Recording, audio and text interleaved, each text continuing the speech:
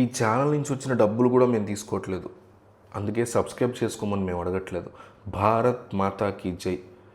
బోర్డర్స్లో మన కోసం పోరాడుతున్న సోల్జర్స్ కోసం ఒక్క కామెంట్ అడుగుతున్నాం, భారత్ మాతాకి జై అని, అంతే. ఇంతకుమించి ఏం అడగట్లా.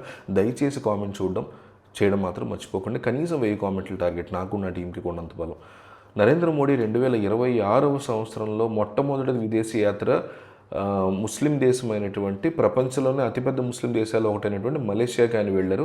ఫిబ్రవరి 7, 8 తారీఖులో 2 రోజులు కూడా ఆయన మలేషియాలో పర్యటించారు. ఇది ప్రధానమంత్రిగా మలేషియాలో ఆయన యొక్క 3వ పర్యటన. ఈ సంవత్సరం నుంచి భారతదేశం బ్రిక్స్ కూటమి ఏదైతే ఉందో, Brazil, Russia, India, south Africa ఈ దేశాలు, చైనా ఈ దేశాలు, ఈ కూటమికి చైర్పర్సన్గా ఉండబోతున్నటువంటి చైర్మన్షిప్ని చేజిక్కించుకుంటున్నటువంటి సమయం కాబట్టి ఈ పర్యటన చాలా కీలకమైనటువంటి పరిస్థితి ఉంది. ఈ మలేషియా పర్యటన యొక్క ప్రాధాన్యత, ప్రధానమంత్రి తన తొలి పర్యటనగా 2026లో మలేషియాని ఎందుకు ఎంచుకున్నారు, తన 10-12 సంవత్సరాల పరిపాలన కాలంలో ఈ దేశానికి 3 సార్లు ఎందుకు వెళ్ళారు, మలేషియా ప్రాధాన్యత ఏమిటి, భారత్ యొక్క దౌత్య వ్యవహారాల చెస్ బోర్డుని, చదరంగపు బల్ల ఏదైతే ఉందో ఆ బల్లలో మలేషియా ప్రాధాన్యత ఏంటి అనేది చాలా తెలుసుకోవాల్సినటువంటి అవసరం ఉంది. గత సంవత్సరం ఆగస్టులో మలేషియా, భారత్ ఈ రెండు కూడా సమగ్ర వ్యూహాత్మక భాగస్వామ్య ఒప్పందం చేసుకున్నాయి. అంటే మలేషియా ఇదేదో దౌత్యపరమైనటువంటి భయంకరమైన అర్థం కాని భాష అనుకోవచ్చు. మలేషియా, భారత్ అనేక అంశాల్లో కలిసి పనిచేయాలి, వ్యూహాత్మకంగా రక్షణ, భద్రత, సాగర జలాలకు సంబంధించినటువంటి భద్రత, ఇలాంటి అంశాల మీద కలిసి పనిచేయాలని ఒప్పందం చేసుకుని చాలా ముఖ్యం. 2019లో మలేషియా తనంతట తానుగా అప్పటి ప్రధానమంత్రి మహతీర్ మహమ్మద్ ఆయన ఐక్యరాజ్య సమితిలో ప్రసంగిస్తూ కాశ్మీర్ సమస్యను లేవనెత్తి, భారతదేశం కాశ్మీర్ తన సైన్యాన్ని పంపి దురాక్రమణ చేసిందని, కాశ్మీర్ని పక్కన పెట్టాలి, పాకిస్తాన్కి ఇవ్వాలన్నట్టుగా మాట్లాడారు. సముద్రపు అట్టడుకుని చేరుకుంది దాని తర్వాత పరిస్థితి.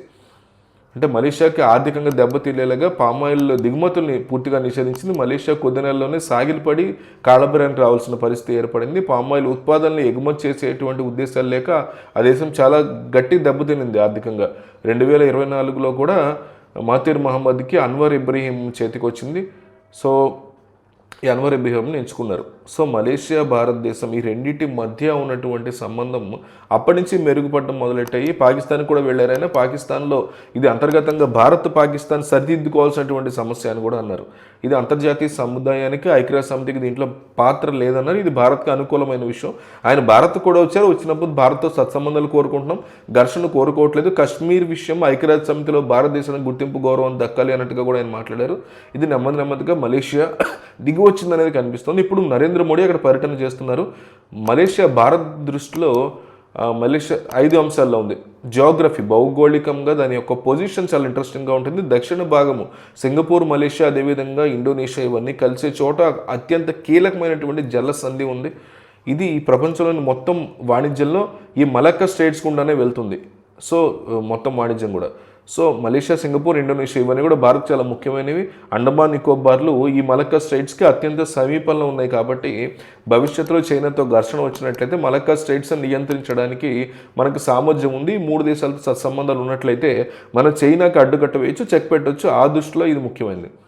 సో మలేషియా ఆసియా కూటమిలో ఆగ్నేయాసియా దేశాల యొక్క సమాఖ్య ఏదైతే ఉందో అందులో కీలకమైనటువంటి సభ్యులు 10 దేశాలు, ప్రపంచంలో అత్యంత వేగంగా అభివృద్ధి చెందినటువంటి 10 దేశాల కూటమి, ఆసియా కూటమి, వియత్నాం, ఫిలిప్పీన్స్, ఇండోనేషియా ఇలాంటి అనేక దేశాలు కూడా ఉన్నాయి. ఈ కూటమిలో మనకి కీలకమైనటువంటి పాత్ర రావాలి అంటే మలేషియాతో మనకు చాణిక్యం అవసరం. 3వది చైనా. మలేషియాలో చైనా పెద్ద ఎత్తున ఇన్ఫ్రాస్ట్రక్చర్ కార్యక్రమాలు నిర్వహిస్తుంది. మలేషియా ముందు అటు అమెరికా, ఇటు చైనా రెండింటి మధ్య ఏదో ఒకటి ఎన్నుకోవాల్సినటువంటి పరిస్థితి ఉంది. భారత్ ప్రవేశించడం వల్ల మలేషియాకి చైనా, అమెరికా రెండూ ఇష్టం లేకపోతే భారత్ వైపు రావడానికి ఆలోచనలు మొదలైన third player in infrastructure building in యాక్టివిటీకి ఎదిగే అవకాశం. కాబట్టి మలేషియా మనకు ముఖ్యం. మిగతావి ఆర్థిక అంశాలు.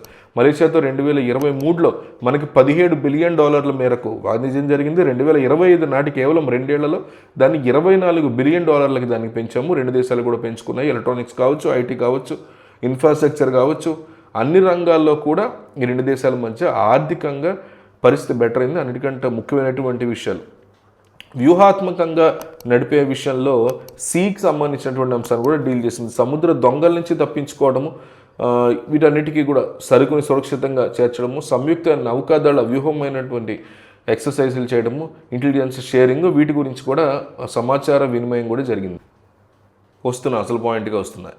ఇదంతా ఒక ఎత్తు అయితే మలేషియాలోనే భారత్ యొక్క ప్రత్యక్ష వ్యతిరేకి, ఒక ఉగ్రవాది లాంటి వ్యక్తి ఉగ్రవాదాన్ని పెంచి పోషించేటువంటి పీస్ టీవీ అధిపతి, ఇస్లామిక్ రీసెర్చ్ ఫౌండేషన్ అధిపతి అయినటువంటి జకీర్ నాయక్ ఇదే మలేషియాలో ఉన్నాడు. డాక్టర్ జకీర్ నాయక్ ప్రేరణతో అనేక మంది ఉగ్రవాద కార్యకలాపాల వైపు వెళ్ళారు, బాంబులు పెట్టారు, శిక్షణ పొందారు, జిహాదం చేసేటువంటి ప్రయత్నం చేశారు. అతను భారతదేశంలో మనీ లాండరింగ్ కేసులో అరెస్ట్ చేసే ముందే మలేషియాకు పారిపోయాడు. మలేషియా అతనికి రక్షణ నుంచి పర్మనెంట్ రెసిడెన్సీ కూడా ఇచ్చింది, ఆ కార్డు కూడా ఇచ్చింది. సో జకీర్ నాయక్ విషయము ఇరు దేశాల మధ్య ఒక టెన్షన్కి గురి చేసేటువంటి విషయము. మలేషియా ప్రభుత్వం ఇతన్ని వదిలివేస్తే కనుక మలేషియాలో ప్రధానంగా ఉన్నటువంటి ముస్లిం ఓటర్లు ప్రభుత్వానికి వ్యతిరేకంగా ఓటేసే అవకాశం ఉంది, అధికారం కోల్పోయే అవకాశం ఉంది. అందుకే అతని ప్రభుత్వం అతన్ని రక్షిస్తూ ఉంటుంది. సేమ్ టైము భారత్ ప్రభుత్వం ఒత్తిడికి తలకి అతను ఎలాంటి జిహాదీ కార్యక్రమాల్లో పాల్గొనకుండా, ఎలాంటి ప్రసంగాలు చేయకుండా కేవలం అక్కడ నివసించేలాగా మాత్రమే అతని మీద పూర్తి కట్టడిని మలేషియా ప్రభుత్వం పాటిస్తుంది. భారతదేశం అతనికి రెడ్ కార్నర్ నోటీసులు ఇంటర్పోల్ జారీ చేసేలా ప్రయత్నాలు చేస్తాం. ఇంకా అది వర్కౌట్ అవ్వలేదు, దాని మీద వర్క్ నడుస్తుంది. జకీర్ నాయక్ని కనుక ఈ విషయంలో మోడీ ముందడుగులు వేయబోతున్నారు. ఇది కనుక ముందుకు వెళితే మాత్రం డెఫినెట్లీ జకీర్ నాయక్ని అక్కడ అరెస్ట్ చేసే అవకాశాలు ఉంటాయి మలేషియాలో.